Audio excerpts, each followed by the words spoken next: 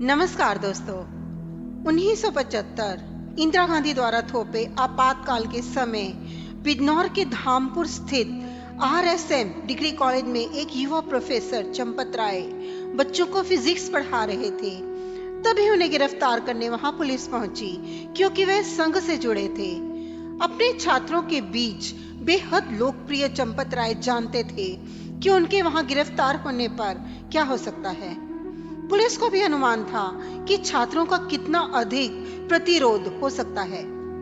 Professor Champat Rai ने police अधिकारियों से कहा, आप जाइए, मैं बच्चों की क्लास खत्म कर थाने आ जाऊंगा। पुलिस वाले इस व्यक्ति के शब्दों के वजन को जानते थे, अतः वे लौट गए।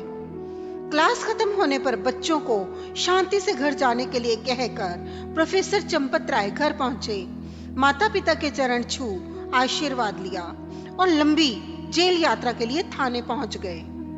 18 महीने उत्तर प्रदेश की विभिन्न जेलों में बेहद कष्टकारी जीवन व्यतीत कर जब बाहर निकले तो इस दृढ़ प्रतिज्ञ युवा के आत्मबल को संघ के सरसंघ चालक श्री रज्जू भैया ने पहचाना और श्री राम मंदिर की लड़ाई के लिए अयोध्या जी को तैयार करने का जिम्मा उनके कंधों पर डाल दिया।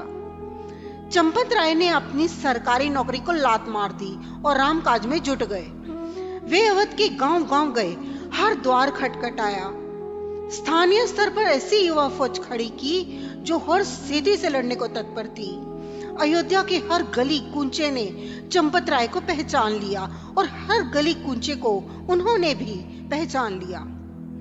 उन्हें अवध के इतिहास, वर्तमान, भूगोल की ऐसी जानकारी हो गई कि उनके साथी उन्हें अयोध्या की इंसाइक्लोपीडिया उपनाम से बुलाने लगे। बाबरी ध्वंस से पूर्व से ही चंपत राय जी ने राम मंदिर पर डॉक्यूमेंटल एविडेंस जुटाने प्रारंभ किए। लाखों पेज के डॉक्यूमेंट पढ़े और सहेजे, एक एक ग्रंथ पढ़ा और संभाला। उनका घर इन कागजातों से भर गया, साथ ही हर जानकारी उन्हें कंठस्थ भी हो गई। के पराशरण जी और अन्य साथी वकील जब जन्मभूमि की कानूनी लड़ाई के लिए मैदान में उतरे तो उन्हें अकट्ट सबूत देने वाले यही व्यक्ति थे।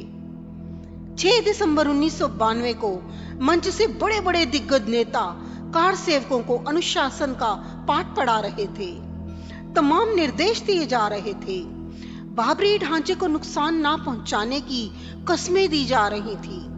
उस समय चंपत राय जी मंच से कुछ दूर स्थानीय युवाओं के साथ थे। एक पत्रकार ने चंपत राय से पूछा, अब क्या होगा? उन्होंने हंसकर उत्तर दिया, यह राम की वानर सेना है, सीटी की आवाज पर पीटी करने यहाँ नहीं आई है। ये जो करने आई है करके ही जाएगी। इतना कहकर उन्होंने एक बेलचा अपने हाथ में लिया और बाबरी ढांचे की ओर बढ़ गए। फिर सिर्फ जय श्री राम का नारा गूंजा और इतिहास रचा गया। आदरणीय चंपत राय को यूं ही राम मंदिर ट्रस्ट का सचिव नहीं बना दिया गया है। उन्होंने रामलला के श्री चरणों में अपना संपूर्ण जीवन अर्पित किया है। प्यार से उन्हें लोग रामलला का पटवारी भी कहते हैं। यह व्यक्ति सनातन के योद्धा हैं। बाबरी ध्वंस के मुकदमों में कल्याण सिंह जी के बाद चंपत राय ने ही अदालत और जन सामान्य दोनों के सामने सदैव खुलकर उस घटना का दायित्व अपने ऊपर लिया। चंपत राय जी कह चुके हैं, जैसे ही राम मंदिर का शिखर देख लेंगे, युवा पीढ़ी को मथुरा की जिम्मेदारी निभाने को प्रेरित करने में जुट जाएंगे।